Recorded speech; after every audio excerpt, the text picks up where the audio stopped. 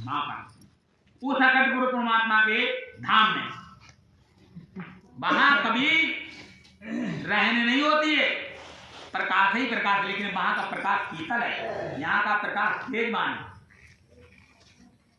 तो कोट भान को तेज रात दमक रही नूरानी, ये छोड़ जगत से मेरा धरतियों में जाए तुम्हारी। इधर कवि साहब कैसे बताते हैं कि उस लोक का प्रकाश बताया है, कोट न चंदा सूरज छिप जाए एक रोम प्रकाशा हो। एक रोम के प्रकाश में जो हमारे शरीर के अंदर रोमांच है, सतपुरुष के प्रकाश में एक रोम में कोटि चंदा सूरज छिप जाते हैं। तो वहां पर जो है इतना प्रकाश है। वो आगे क्या बताया, अरे जगतिया पूरी रे पिया मन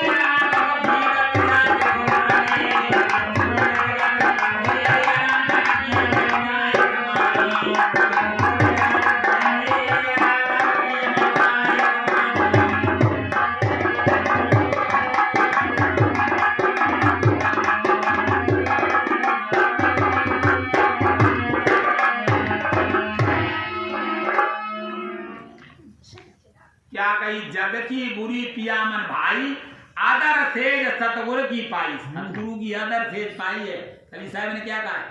जब तक पंथ चले भोए मानी, संसार में जब तक पंथ हमारा चले गया, जब तक पंथ चले जगमाई, और तब तक पांव धरे न भोए माई, यानी तब तक अब पैर इस संसार सागर में नहीं रखेंगे। जिसको मिलेंगे उसको अधर्मी मिलेंगे। कैसे, गोरखनाथ से जब गोष्ठी हुई तो गोरखनाथ ने त्रिशूल गड़ा लिया अपना, उसके ऊपर पंथी मार के बैठ गया और कहने लगा, अरे कबीर जी यहाँ आवाज गोष्ठी करो, जमीन में बैठ के तो सब कोई कर लेता है। कबीर साहब ने धागा की गुल्लियां फेंक दी और उसकी फुलक में बैठ करके कहने लगे, गोष्ठी यहाँ करवाया गोरखनाथ, वो तो पृथ्वी पे लगा हुआ त्रिशूल तुम्हारा है, यहाँ आदर में आके गोष्ठी करते हैं। तो गोरखनाथ हार गया। गोरखनाथ कहने लगा, प्रभु ये तो हम नहीं कर सकते, हम तो सिद्धि की जोर पे त्रिशूल की नोक में बैठे हुए हैं, लेकिन आखिर में जाकर के ऐसे तो नहीं बैठाऊंगा। गोरखनाथ बोला, कहने लगे कि देखो साहेब, हमारी तुम्हारी एक बात में हार जीत हो जाएगी बस। तो कौन सी, कहेगा दुक्का मिची की। क्या बात, उनने दुक्का मिची, जिसने ढूंढ लिया, या हमने तुम्हें ढूंढ लिया है, तुमने हमें ढूंढ लिया बराबर गाड़ी, और अगर जिसने नहीं ढूंढ पाया तो वो हार गया, और जिसने ढूंढ लिया वो जीत गया। कवि साहब बोले, चलो सही है, पहले तुम रुको। गोरखनाथ घुसा जल में, तो जल में बन गया मछली। मछली जब बना है तो कबीर साहब ने घुस के उसे पकड़ करके वो बाहर फेंक दिया। गोरखनाथ निजी रूम में आ गया, नहीं तो फिर मछली के फेफड़ा जो होते हैं वो पानी के होते हैं, मनुष्य के फेफड़ा होते हैं एयर के होते हैं, हवा के। मनुष्य को पानी में डाल दिए तो मर जाएगा, और मछली को बाहर पानी से निकाल दिया तो मर जाएगी। क्यों, उसके फेफड़े एयर लेते नहीं, पानी लेते हैं। तो पानी से बाहर निकालते जैसे मछली एकदम सांसें बड़ी बड़ी लेके पट के मर जाएगी। तो गोरखनाथ अपने निजी रूप में आइए, आने लगे अरे अब तो मरे ही जाए, पिलाने निकल जाए उन्हें। आप कबीर साहब जब में प्रवेश करते हैं तो वे जल ही बन जाते हैं। गोरखनाथ पूरे जल को छान मारते है, जाओ तिबाओ बाओ ते जाओ ठगू डालिया बागे वाले किनारे बैठ जाते और कहने लगो साहब हमारे ढूंढ पाए तुम्हें, अब तुम हमें दर्शन दे दो और हम हारे तुम जीते। कोई कबीर साहब उसी जल से प्रकट हो जाते। गोरखनाथ ने शेरी टोपी अपनी सौंप दी, गुरु जी अब तुम सर्वज्ञ हो, तुम ही मालिक हो, अब हम बिल्कुल हार गए, पतत हो गए आपसे, अब हम हार गए, आप हमारे ऊपर कृपा कीजिए। तो देखिए गोरखनाथ से 84 सिद्धियों के वजह से वो जीतता सबको संसार को बस में कर रहा था, लेकिन कबीर साहब ने उसे हरा दिया और हराने के बाद में शेरी टोपी उसने अर्पण की है। तो देखिए बड़े बड़े साधु जो है नागापंथ के, उज्जैन में जैसे हम जहाँ गए गोत्री चौकाउद्दीन साहब ने किया था, तो वहाँ गए उज्जैन में तो बड़े बड़े खटला वाले साहब ने ये कह लिया जुलूस नहीं निकाले, बदल जाएगा हम जुलूस नहीं निकालेंगे। तो नागापंथ के साधु आए घरमोट मान के, साहब तुम पंथ क्यों नहीं निकालो, जुलूस क्यों नहीं निकालो, अरे तुम्हारा तो सबका कुछ है ही। तो जबरदस्ती उन्होंने जुलूस निकलवाया और नागा साधु आगे नाच तले चले साहिब के जुलूस में, उदित नाम साहिब के जुलूस में चले, मैंने आंखों से देखा ये। तो उनसे जब पूछा है भाई तुम जुलूस में इतना क्यों मतलब क्या बोल लेते हो इंटरेस्ट, तो बोले कहने लगे साहब तो सब कुछ है, हमारे गुरु गोरखनाथ को साहब ने सिद्ध बना लिया कि अब तो हम लीग भिड़ रहे अपनी नागापंथ की। हमने अरे भाई देखिए नहीं आया। तो इस तरह से कहा गई है कि लोक लाज जग की बुरी पिया मन भाई अगर थे सतगुरु पे, आधार में ही सतगुरु मिले जिसे मिले तुझे। लेकिन जब पंथ का 42वां पंथ जब आएगा वो खत्म हो गया, तब कबीर साहब कहते हैं प्रकृति भी आसान मिलती है। देखिए एक रामपाल संत हुआ, उसको था हमारे कबीरपंथी सभी जानते, बाको वैभव इतना जोड़ के है कि जो बचन वंश से जुड़े थे वो लोग रामपाल की शरण चले गए। बोझा कहता है हमारे पास अखंड नाम है, अरे अखंड नाम होता तो ये बात ये बिल्कुल गिरा था, गिरा अगर महात्मा होगा तो भी तेरे जैसा नहीं होगा। जीव हत्या करने वाला कभी महात्मा नहीं हो सकता है, साधु कभी नहीं हो सकता है। कभी साहब ने कहा और टूक सब माफ है कठिन जीव की घात, हत्या पाप छूटे नहीं चाहे कोटिन सुने पुराण, हत्या का पाप कभी छूटता नहीं है चाहे कोटिन पुराण सुने, चाहे कितना भी ज्ञानी हो जाए। तो देखिए उसने 2 हत्याएं की हैं रामपाल ने, और उसी का हत्या का नाजायज फायदा जज ने उठाया है। ये मैं गया नहीं कोर्ट में, उसकी तारीखें पर नहीं थी, जो तारीखें नहीं गया तो हाई कोर्ट के जज ने वारंट काटे, वारंट काटने के बाद गैर जमानती वारंट काट दिया तो भी हाजिर नहीं हुआ। सरकार को हड़ताल लगाई मुख्यमंत्री को, हाई कोर्ट के जज ने क्यों नहीं पकड़ देते हो। तो 30,000 वहां पर बल तैनात किया गया, 30,000 आधार बल, पुलिस, पेशी, मलेट्री तक वहां आ गई। तो 7 आदमी मर गए, 7 दिन में पकड़ पाओ भाई। तो तू संत था, तू जा तू देख तो जाए, तू कबीर साहब हो। उनके मानने वालों से वे आए, बोले हमसे गुरु जी हम तो रामपाल जी हमें छोकरो तुम रामपाल जी, लेकिन तुम्हारा धर्म नहीं कहता है, कह दो। हमने के जाको गुरु जहाँ होए चेला को वहीं सेवा करने जाना पड़े, जाना चाहिए, और है तो धर्म नहीं है, चेला ही तू चेला है। जेल में हमने अपनी मौज गए, हमने मौज से गए, हमने कही तुम्हारे रामपाल ने जो आश्रम बनाया था उसमें पवित्रता से उसे भोजन नहीं मिलता था, उसकी इच्छा का भोजन नहीं मिलता था। जेल में उसकी इच्छा का भोजन मिला, बड़ा शुद्धता से भोजन बनता है, हमने देखा है आपको जेल में। हमारा चेला एक जेल बन के आ गया आगरा में, तो आए गुरु जी हम जेल आगरा की जेल में मतलब जेल बन के आए, हमने मिलने आए, कभी गए वहाँ,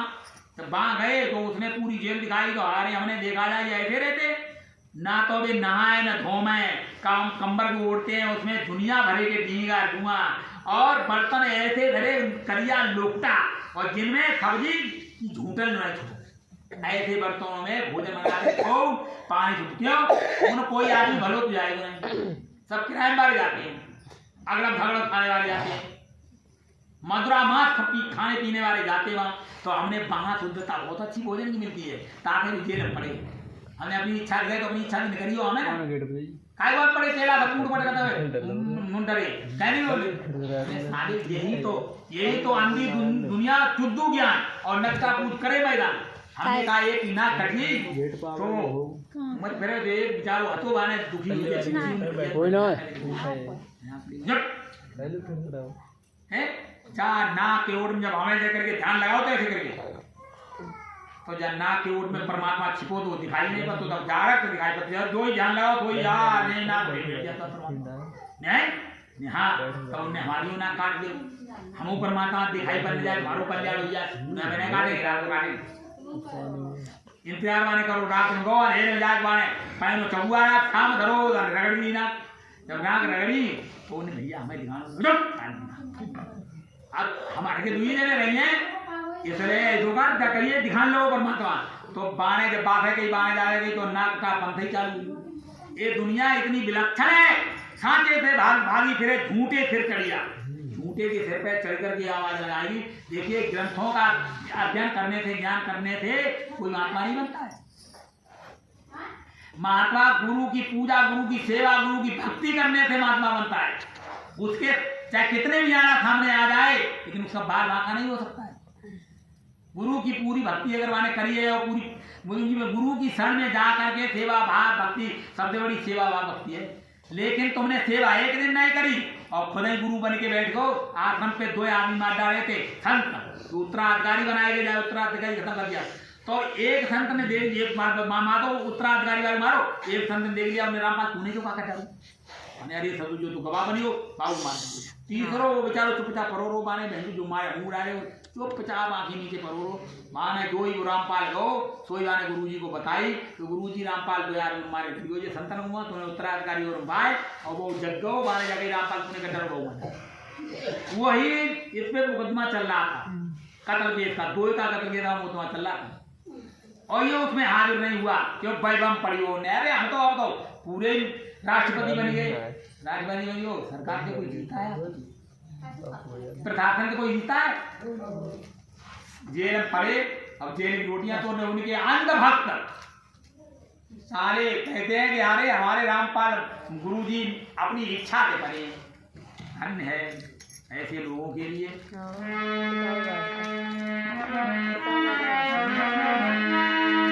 और मैंने कहा समझाई देखिए लोका मध्य लाभ बजा सतगुरु मध्य एक विचार सदगुरु कहते हैं लोका मध्य लाभ विचार जैसे हम गांव समाज में रहते हैं तो गांव समाज के ही हिसाब से चलने पड़ेगा लेकिन भक्ति हमारी सतगुरु से यानी क्या कहिए सतगुरु के खाते रहो संतन में सद्भाव और दुनिया में ऐसे रहो जैसे दुनिया का लेकिन वो कहा समझाओ खाओ पे खाओ खाओ बायने अपनी है बाय ना बुलावो बाय ने चलावो ना गांव में मरे गिरे में जाओ बात करो तो तुम कहा गिरले सारे बोल ले तुम्हारी राम ने कहा ये ठेलिया गोटिया अपनी बहन ने घर जाना बंद कर दो अपनी बहन ने कहा बोलो तुम कबीरबंद छोड़ो तुम कबीरबंद बनाई हो आराम पाल के साथ शरण की जरूरत नहीं उनने मने कहते हैं भैया हम नहीं जुड़ पाए हम तो जब तक दिल्ली जुड़े हैं तब तक हमारे गांव में मंगल है हम नहीं जुड़ पाएंगे तुम्हारे सदगुरु के तुम जाओ तो बाबू भैया चलो बिजली ने वो मर अब धरे बैठो कोई गांव वाला आए नहीं किले का कर ले गांव वाले कोई आओ नहीं कि तू हमारे नहीं हम क्या चले जाएंगे तो लग नहीं करते तो हमारा चले तो अब फोन किया उनकी बहन ने क्या गुरु जी मारो भैया खत्म हुई हो हम जाएंगे ना जाए कदापि तुम जाओ और जाके अपने भैया की घर क्रिया करके वापस चलो जाएंगे खाना मत चले जाओ तो बहने और उनके बहनों सब गए और बेचारे गांव वाले एक और नहीं जाए कि नहीं जाएगी वहाँ घर क्रिया करवाई जाएगी और घर क्रिया करवाए तो वे चले जाए तो हमें मिलियो उन्हें मैंने नहीं कहा शीश रहा मैंने क्यों नहीं रहा तेरो सदगुरु हा तो भैया तेरो मरियो एक उपदेश देने लगो तो वही मरियो तो बधाई दो उनसे हमने कोई ठहर नहीं जो तुरंत बधाई दो तो हम गाड़ी में बैठा गिराओ और रत्ता वगैरह लेटा गिराओ तो तू मुँह तो कर जा तो हाथ पीले हो जाते तेरे बोलो ना हमसे जितो अंध भक्त बन गया और उसको कि दुनिया में मिल जाए इसलिए देखिए आखिरी कड़ी में कहा गई है कितने कर्म होने के बाद में सदगुरु ने जो जगत की बुरी पिया मन भाई है तो शेष सदगुरु पाई पिया तन खोए गई है तो कौन सा रूप मिलियो आने आजा राया खांडा रूपा